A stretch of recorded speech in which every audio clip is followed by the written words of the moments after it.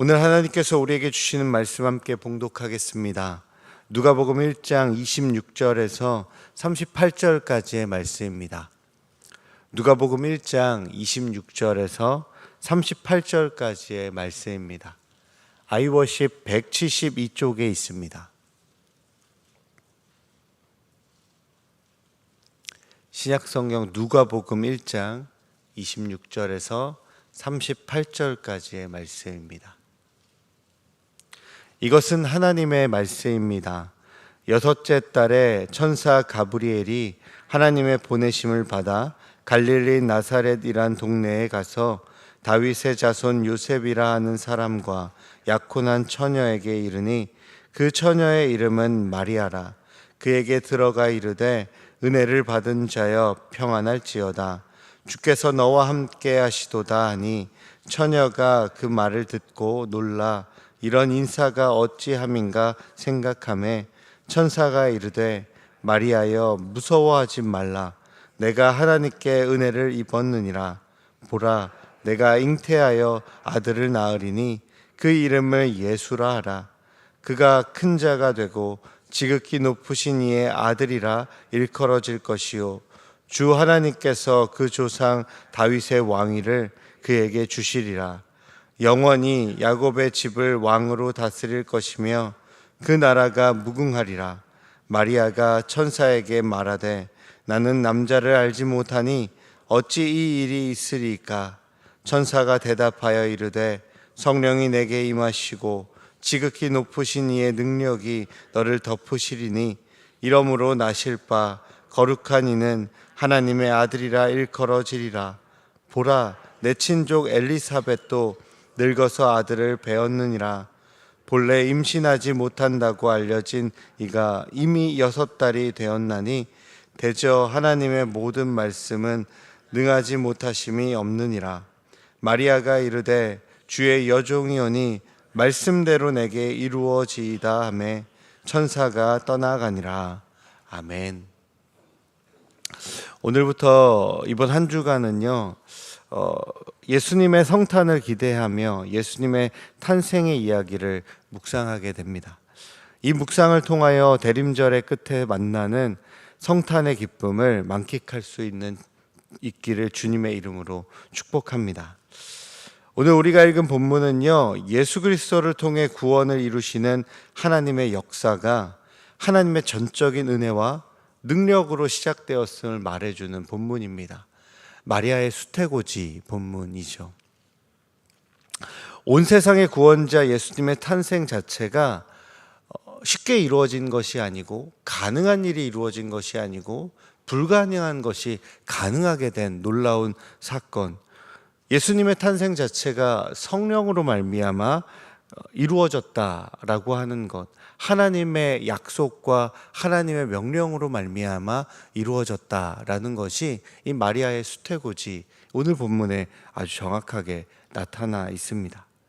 천사 가브리엘은요 처녀 마리아에게 아들을 낳을 것이라고 예고해주고 있습니다.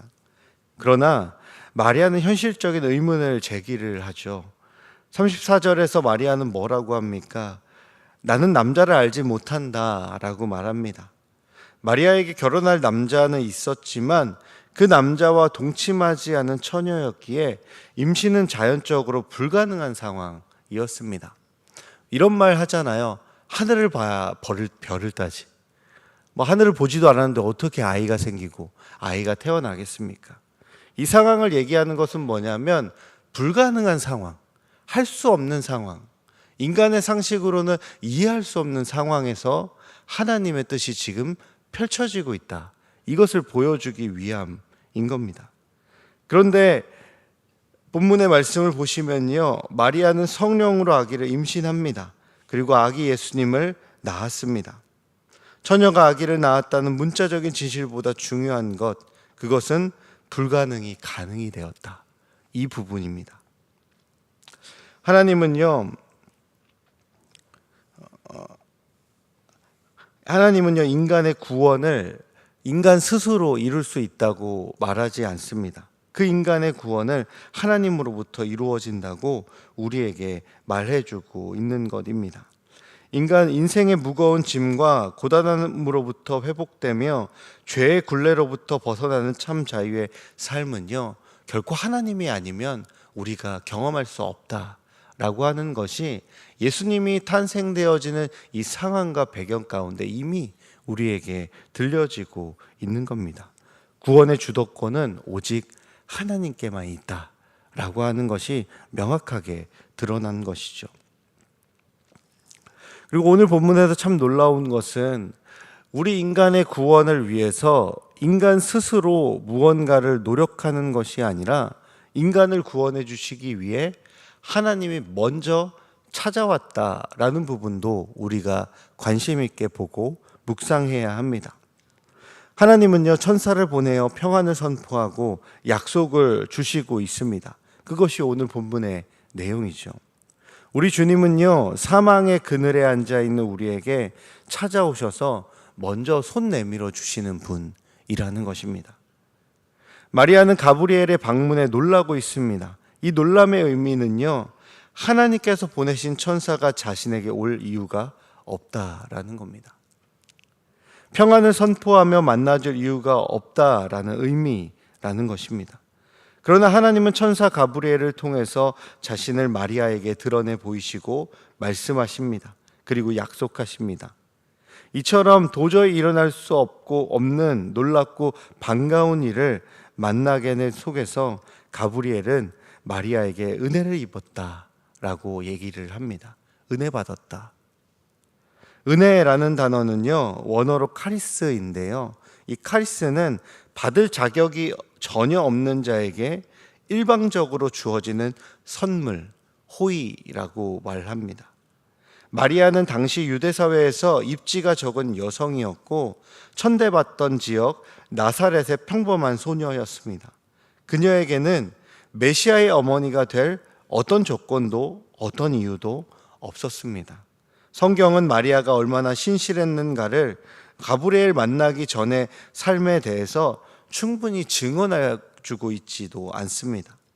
성경이 말하고 싶은 것은 하나님께서 그녀를 사랑하기로 결정하셨고 그녀를 통하여 일하기로 결정하셨다.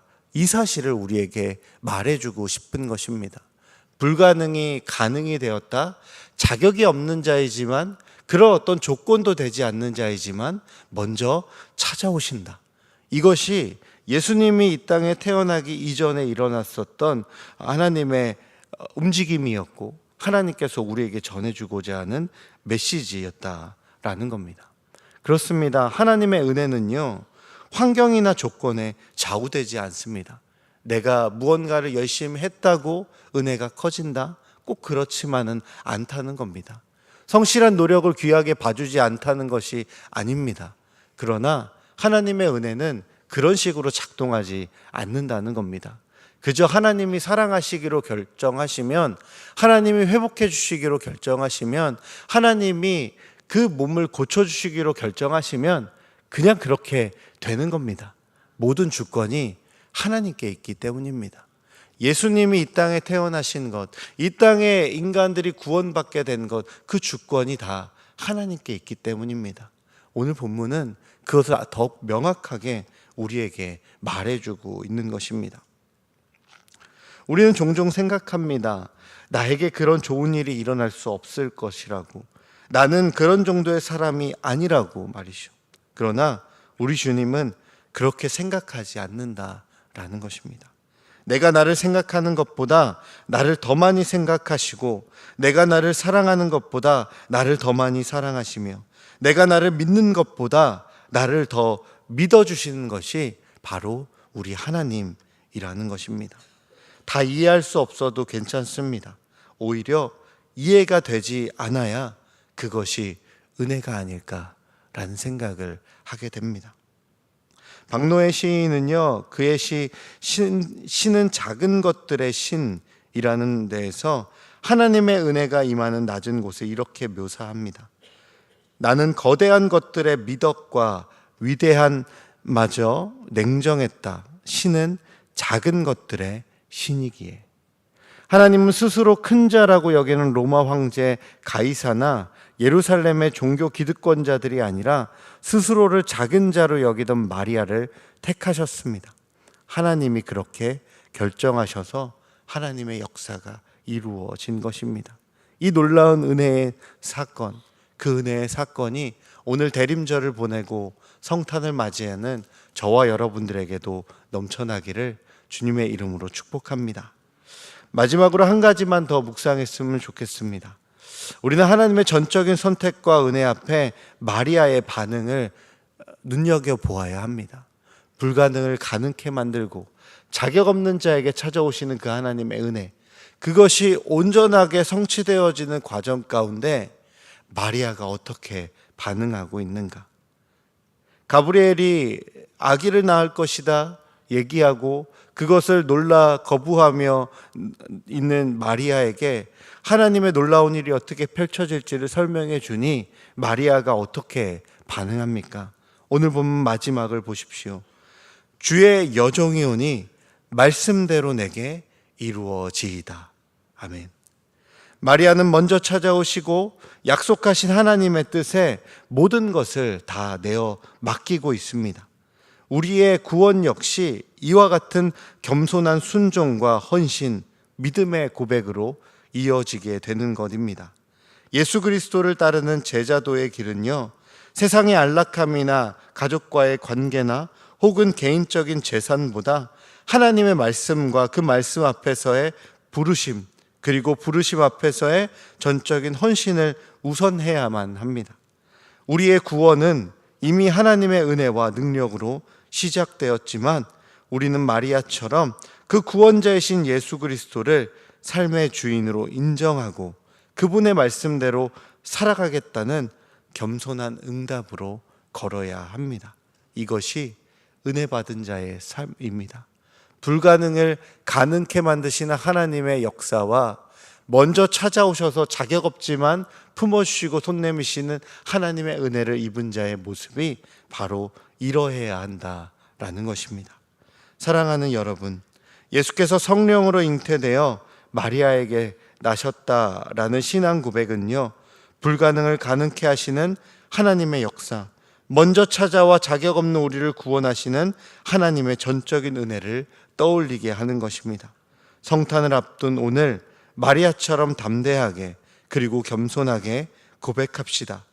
불가능이 난무하는 고난의 현실을 두려워하지 말고 성탄을 며칠 앞둔 오늘 성령으로 잉태되어 우리에게 오신 예수 그리스도의 구원과 은혜를 마음에 되새깁시다. 그리고 마리아처럼 이렇게 고백합시다. 주님의 종이오니 말씀대로 내게 이루어지이다.